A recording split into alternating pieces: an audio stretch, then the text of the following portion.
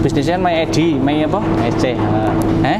Ya ada My CH, Makin Mahir, My Muslim Life. CH, My.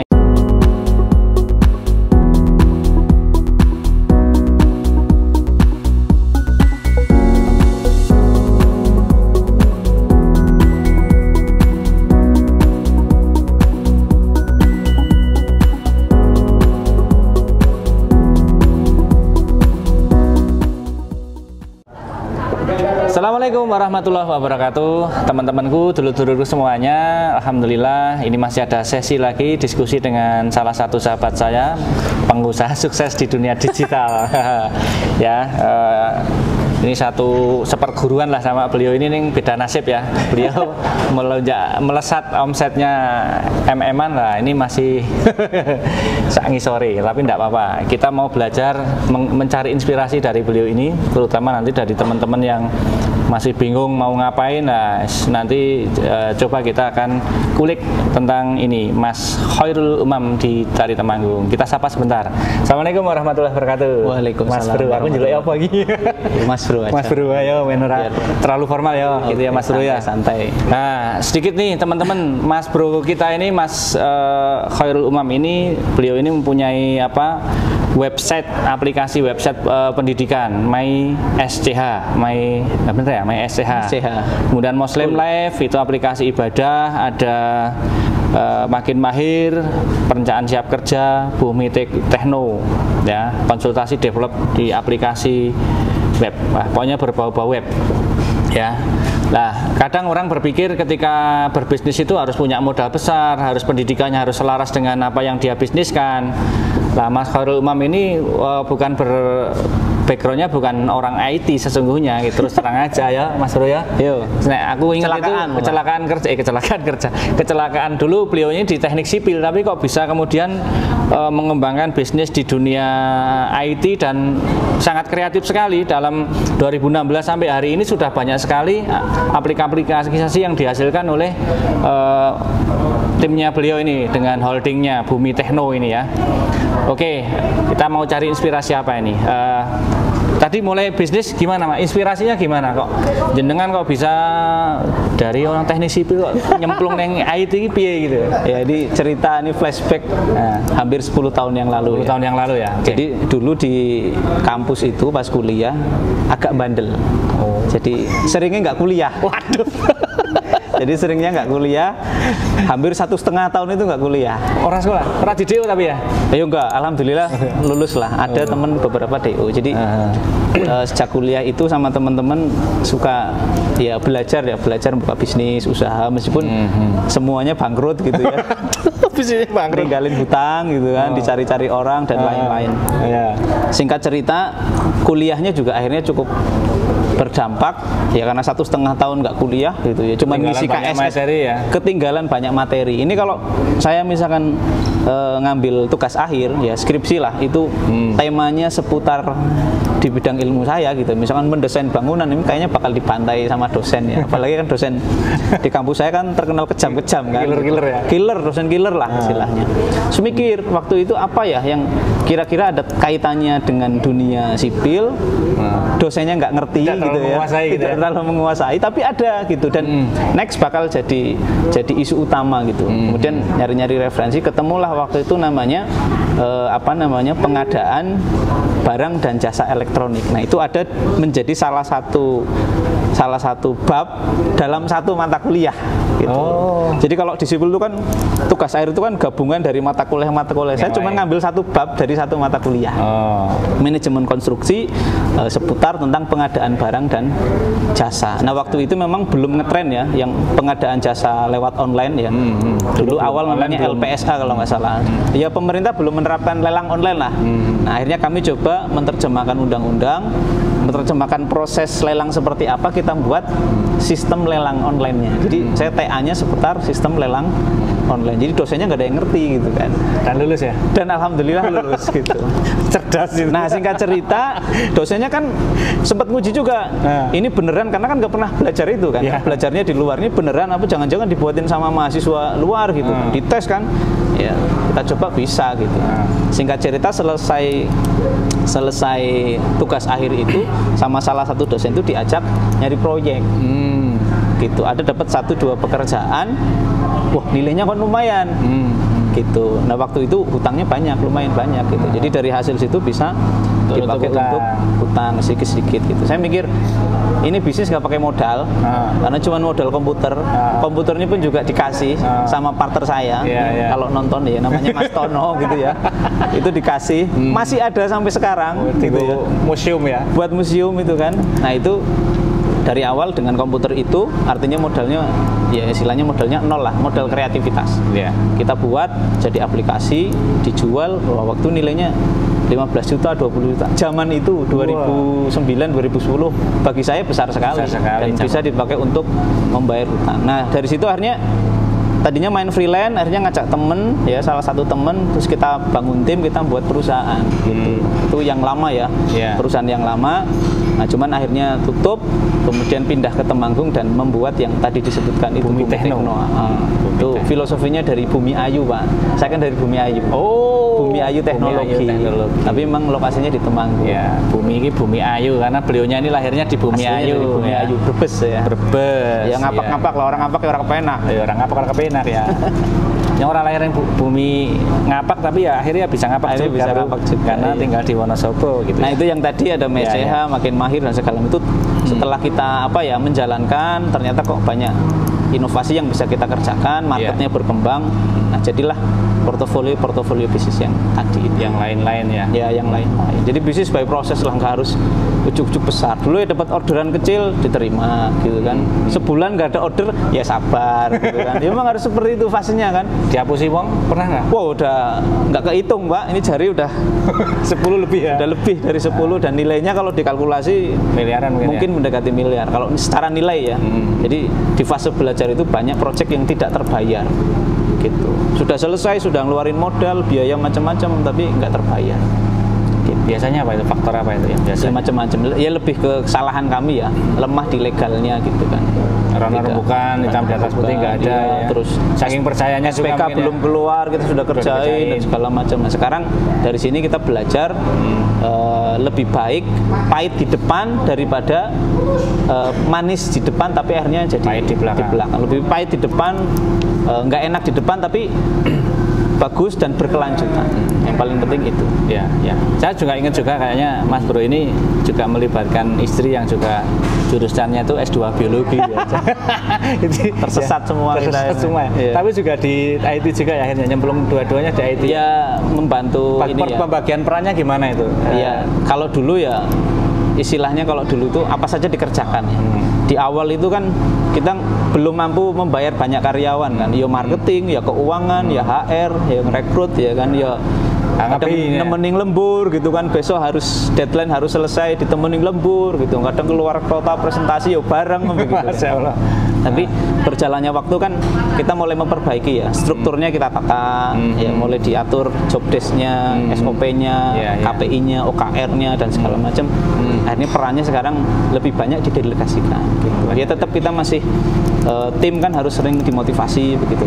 Kita masih punya banyak keinginan, banyak rencana yang pengen kita kerjakan, tapi kalau tim ini tidak kita kasih tantangan, tidak kita arahkan, tidak kita tuntun ya nanti stagnan biasanya. Iya, gitu. Kadang memang harus turun. Gitu. Tapi mau tidak mau ya memang ya namanya bisnis itu harus didelegasikan gitu.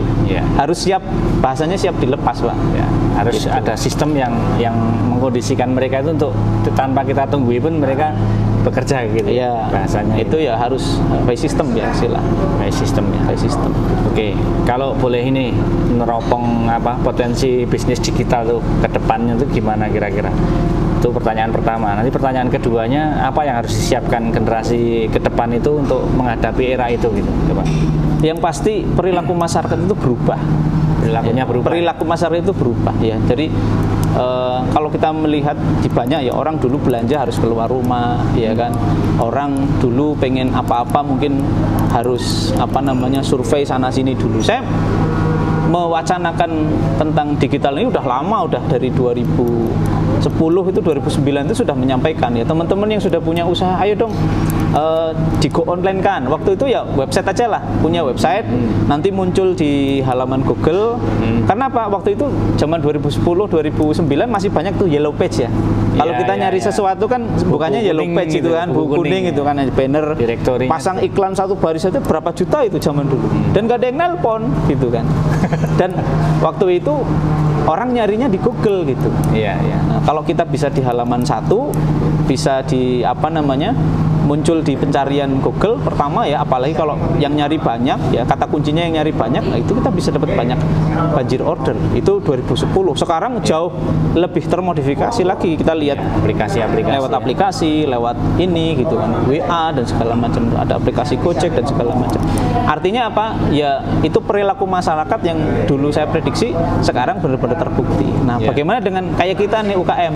Ya mau tidak mau harus masuk ke sana. Mau tidak mau siap ya. Ya, tinggal sekarang apa yang paling mudah untuk dijalankan. Oh, untuk usaha biasanya ya marketing dulu, ya sudah, paling tidak cara marketing kita, perilaku marketing kita sudah kita go online kan gitu. Nah, di online itu kalau bicara digital itu kan ada banyak sekali channelnya ya. Nomor 1 itu sosial media. Kalau lihat data di Upper Suggest itu nomor 1 itu adalah sosial media. Sosmed itu banyak. Nah, sosial media kan ada banyak sekali nih. Yang kalau di ranking Facebook, Instagram, ya nomor 1 masih Facebook lah paling banyak. Tapi yang growth-nya paling cepat sekarang TikTok sih kayaknya lagi hit banget ya. Cuman ya memang setiap platform itu, setiap sosial media itu punya segmennya masing-masing. Anak-anak muda usia di bawah 20 tahun males buka Facebook, IG ini ya. Nah, seenggaknya IG bahkan TikTok itu. Orang tua buka TikTok bingung. Mereka lebih nyaman ya teman-temannya pada kumpul di Facebook ya Facebook. Ya disesuaikan dengan siapa konsumen kita. Ya. Gitu. Kalau kita ngincernya mungkin segmennya cukup banyak ya mau tidak mau masuk ke semua, YouTube, Facebook, IG. Kemudian itu kita masuki semua ya. Masuki. Punya semua channelnya harus kita masuk semua gitu ya. Ya kalau sumber dayanya ada ya masuki semua gitu. Baik yang organik, yang kita membangun membangun follower begitu ya, kita memperbesar jangkauan, maupun yang paid traffic, kita membayar iklan gitu.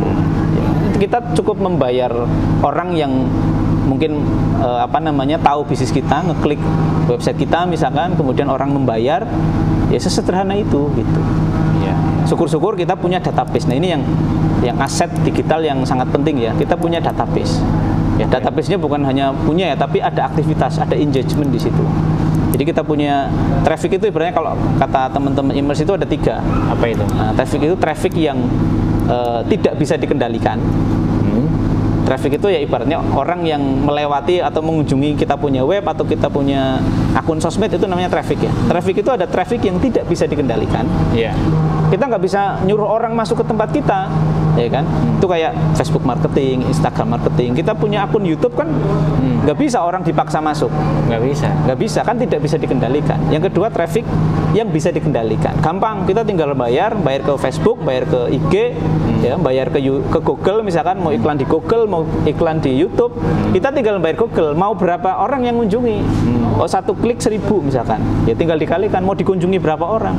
1 juta orang, ya udah 1 juta kali 1000, 1 miliar gitu. Tapi kan mungkin pemasukannya akan berlipat-lipat dari yang kita keluarkan. Sama yang ketiga adalah traffic milik sendiri. Traffic milik sendiri apa? Ya kita punya datanya, kita punya kontaknya, kita punya ibarat punya kolam ikan. Cuman ya itu karena traffic sendiri kan kayak kita ngasuh ya.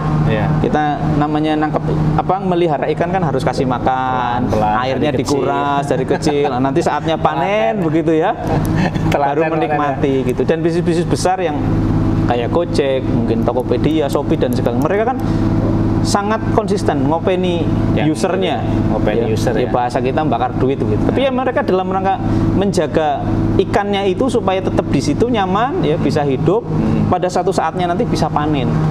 Nah, kalau kita bisa sampai ke level ini luar biasa, karena kalau kita punya data ribuan, kita nggak usah bingung-bingung, nggak usah mikir iklan ratusan juta per bulan misalkan, karena kita sudah punya ikan yang sudah ikannya, ya nggak usah mancing di sungai, nggak usah mancing di laut, udah ada tuh ikannya kan, tinggal ikan kolam kita besar apa enggak gitu kan, kurus apa gemuk gitu, apa gemuk begitu kan. Nah, itu kalau bisa kita recommended yang nomor 3 tadi ya. Ya, kalau bisa kita punya database ya. Database ini hidup ya, artinya bukan database mati.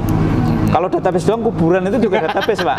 Database. Kan database itu ada namanya, ya kan? Gopo, ada tanggal lahir, ada tanggal meninggal, ya kan? Ada riwayat hidupnya, tapi kan nggak bisa jualan di sana. Nah, apa nih artiku sopo? Iya, artinya datanya hidup, ada engagement, Pak. Makanya zaman sekarang itu ada engagement, ada interaksi. Ya. Jadi kita kalau bisa punya itu, ya. Saya beberapa unit usaha itu kayak MCH, kita sudah ada 50.000 user, Pak. 50.000 user. 50.000 user. Mungkin sekarang 60.000 ya, karena terakhir ngecek 59.000. Artinya kalau mau promosi saya nggak bingung-bingung. Bus gitu ya. Tinggal ngomong aja ke 50.000 di Plus, WA, nanti ya kan. Canda 5% aja sudah. Betul, tapi ya kita openi, kita ngadain webinar, kita ngadain pelatihan gratis dan segala macam. Maintenance cuma model-model gitu ya. Ya modelnya ya kegiatan-kegiatan. Ya anak muda semua, Pak. Kalau orang tua agak sulit lah. Orang tua pakai WA aja bingung. Iya, nah biar anak muda nanti yang istilahnya bereksplorasi. Wah, luar biasa banget nih teman-teman ya. Itu dunia IT ya. Dunia IT Dunia ya. digital lah. Dunia digital. Jadi ke depan ini tetap prospek dan mungkin teman-teman pelaku UMKM juga harus memikirkan itu ya. Mungkin kalau mereka tidak bisa melakukan sendiri ya harus gandeng agen-agen digital ya. Berarti perlu juga mungkin ada satu agen khusus yang dia itu mempromosikan atau menggarap marketnya dari teman-teman yang punya produk mungkin gitu ya. Bisa kita menggunakan agen-agen banyak ya, bisa dicari browsing saja gitu. Mau apa, IG juga banyak ya. Nanti urusan posting, urusan desain, urusan distribusi dan segala, bahkan untuk kita nggak bisa setting iklan Facebook misalkan, itu ada yang bantu setting iklan. Ya rata-rata biayanya sekitar 10-15% gitu. Tapi kan dia udah pengalaman gitu. Tapi saran saya diselami ya kita nyemplung, Pak.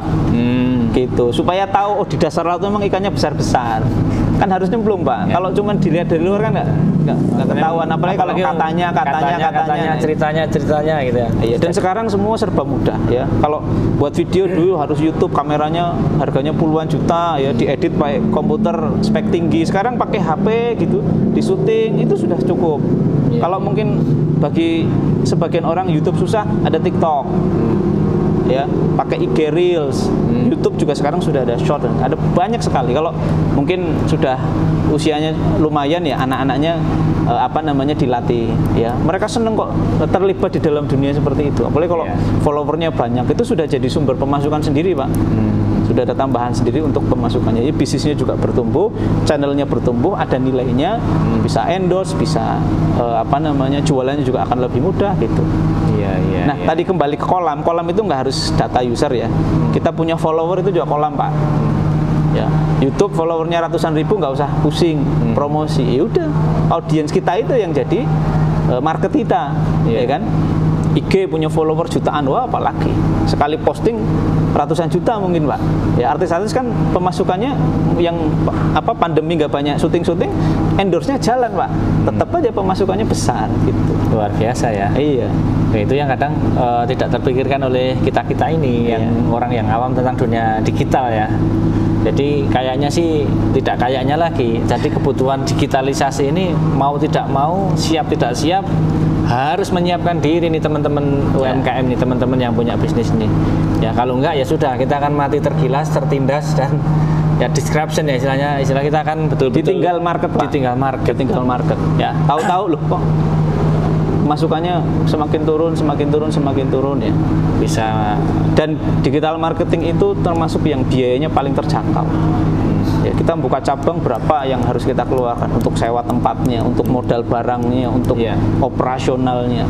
Besar sekali, Pak. Tapi dengan digital marketing kita dengan biaya yang sangat terjauh. Bahkan kalau kita pinter, biayanya bisa nol. Pilihnya kalau kita belum pinter ya bayar, tapi kalau nggak pengen bayar ya belajar supaya pinter. Begitu. Pilihannya seperti itu. Oke. Luar biasa nih. Jadi menarik ya, tapi ngobrolnya nanti kalau kelamaan jadi nggak menariknya kelamaan ya. Durasinya pendek-pendek aja. Iya, durasinya pendek-pendek. Kapan ketemu lagi ngobrol Insya Allah yang lain. saya ingin nanti kapan-kapan silaturahmi kita akan berkunjung ke beliau ya di Temanggung ya. Di Temanggung itu arah Pringsurat itu ya. Ya kantor kami di kampung, Pak. Kantornya di kampung ya, orang kampung nih penghasilannya kota gitu kan. Amin. Ya, rumahnya disetting jadi tempat-tempat kayak kantor. Udah pindah gitu. sekarang. Udah pindah di sana lagi. Iya, sebelah sih. Oh, sudah dipindah buatin kantor khusus ya? 3 lantai. Wah, mantap. 3 lantai ya. Dulu aku udah 3 tahun lebih kok nggak main. Ada kafenya. Udah 3 tahun lebih saya dibangun lah. nggak singgah ke sana, jadi ya lama nggak tulan itu. Baik teman-teman, saya kira itu, atau mungkin ada closing statement dulu Apa ya closing statement? yang mengkristal untuk teman-teman ya terkait dengan keahlian jenengan, saran-saran nasihatnya apa untuk para teman-teman yang Ya bidang apapun saya pikir terus berubah ya. Jadi berubah. kita mau menggeluti bidang apapun, bahkan jualan di pinggir jalan itu juga ada ilmunya ya. Kita mau jualan lewat WA itu juga ada ilmunya. Artinya apa? Kalau kita pengen bertumbuh, syaratnya itu belajar. Kalau pengen bisnis kita segera membesar, bergaul dengan sebanyak-banyaknya orang. Nah, tapi kalau kita pengen belajar, yuk nambah teman banyak, bisa dilakukan dengan satu langkah. apa itu? Ikut komunitas. Ikut komunitas. Ada banyak komunitas ya. Ini saya pakai Genpro ini ya. Nah, komunitas. Itu komunitas belajar ya. Insya Allah yang sudah besar itu siap untuk membantu yang mengangkat yang masih kecil ya kan. Dan kita juga dengan langkah yang sama kita bisa banyak teman. Temannya bukan hanya satu daerah tapi seluruh Indonesia, bahkan dari negara luar dengan ikut komunitas. Ya. Gitu. Komunitas recommended ya. Ya. Jadi kalau pengen belajar sendiri, bisnis sendiri ya mungkin 15 tahun, 20 tahun gitu kan. Ya. Tapi dengan berkomunitas, dengan berkolaborasi bisa di skip, bisa 5 tahun, bisa Ya. di booster lebih cepat ya. Betul sekali. Gitu. Baik teman-teman, terima kasih atas perhatiannya. Terima kasih Mas Bro Umam. Yo, sama-sama. Ya. Nah, kita mudah-mudahan terus bisa. Jangan lupa subscribe ya. Biar pemilik channelnya bahagia. Gak usah dibayar, cukup subscribe. Terima kasih. Oke, langsung karena sudah ada pesan tadi dari Mas Bro Umam, saya akhiri. Terima kasih. Assalamualaikum warahmatullahi wabarakatuh. Waalaikumsalam warahmatullahi wabarakatuh.